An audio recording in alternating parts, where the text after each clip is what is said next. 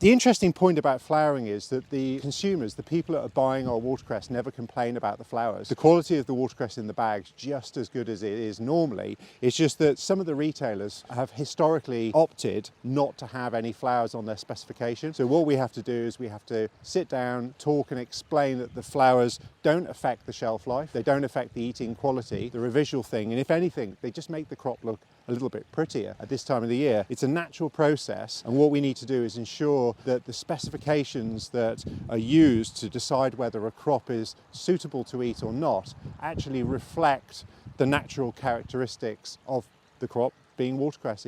It's flowering, it's normal. So in the UK, we produce the watercress just using the spring water. We try not to add too much fertilizer at all. It's something that we've really backed off over the years. And many years ago, they used to put a huge amount of fertilizer on watercress beds in order to prevent flowering. But what we choose to do now is we reduce the amount of fertilizer we're applying, but that kind of triggers flowering a little bit earlier. And one of the things that we have to try and do is convince the supermarkets to accept just a few flowers in the bags. Now generally what we're looking to try and achieve is maybe one sprig of watercress that's got a flower in a bag. So we're not looking for a bag that's absolutely full of flowers. We're just looking to allow us to give us that little bit of leniency. And that leniency allows us to not throw away crop. If we had no agreement with the supermarkets, we would end up throwing away tens of thousands of kilos every week. The reality is the crop tastes as good, it's just as nutritious. If anything, at this stage, when the flowers are just starting to come,